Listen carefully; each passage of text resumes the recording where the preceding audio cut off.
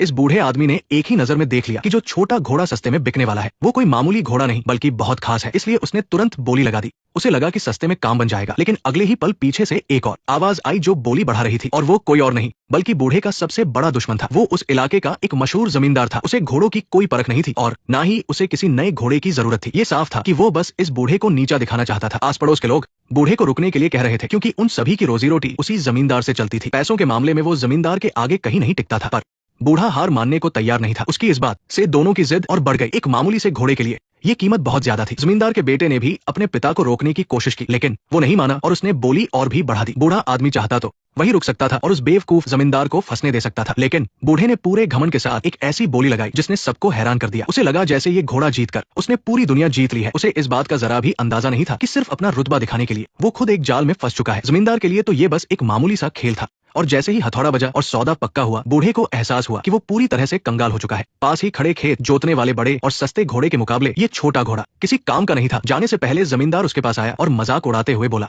तुम्हारे इस छोटे घोड़े का क्या होगा? उधर घर पर दिन भर काम करके थकी हुई उसकी पत्नी ने जब देखा कि उसके पति ने सारी जमा पूंजी एक ऐसे घोड़े पर लगा दी जो खेत भी नहीं जोत सकता, तो उसके पैरों तले जमीन खिसक गई, क्योंकि वो भी समझ सकती थी कि ये घोड़ा चाहे जितना भी सुंदर हो, ये कुछ ही पैसों का है। उसे लगा कि उसके पति को तुरंत जाकर अपने पैसे वापस मांगने चाहिए, लेकिन अब क्या हो सकता था? इस घोड़े को खेत जोतना सिखाने के अलावा कोई और रास्ता नहीं था। लेकिन उनके बेटे एल्बर्ट को ये घोड़ा बहुत पसंद आया। उसने वादा किया कि वह इस घोड़े को खेत जोतना जरूर सिखाएगा। हार मानकर उसकी माँ ने उसे 1 महीने का समय दिया। अगर तब तक घोड़ा खेत जोतना नहीं सीख पाया तो वो खुद इसे बाजार ले जाकर बेच देगी। तभी बूढ़े ने बताया कि जमींदार से दुश्मनी निकालने के चक्कर में उसने ऐसा किया है। ये सुनकर पत्नी तो जैसे बेहोश ही होने वाली थी। अब ये सिर्फ पैसों की बात नहीं रह गई थी, यहाँ तक कि घर की बत्तख भी इस बेवकूफी पर हैरान थी। जैसे उसे लग रहा हो कि इस बूढ़े की वजह से आज उसके खाने में कमी आ गई है, और सिर्फ कोसने से भी उसका गुस्सा शांत नहीं हो रहा था। जल्द ही एल्बर्ट ने घोड़े को ट्रेनिंग देना शुरू कर दिया, लेकिन ये काम उसके अंदाजे से कहीं ज्यादा मुश्किल था। ये घोड़ा देखने में भले ही छोटा था, पर ये बहुत जिद्दी था। एल्बर्ट उसके करीब बिल्कुल नहीं जा पा रहा था। तभी उसे एक आइडिया आया। उसने पीठ मोड़ी और दाने की बाल्टी को धीरे धीरे घोड़े की तरफ खिसकाया। एल्बर्ट के प्यार से सहलाने पर घोड़ा सच में शांत हो गया, पर यह भी हो सकता है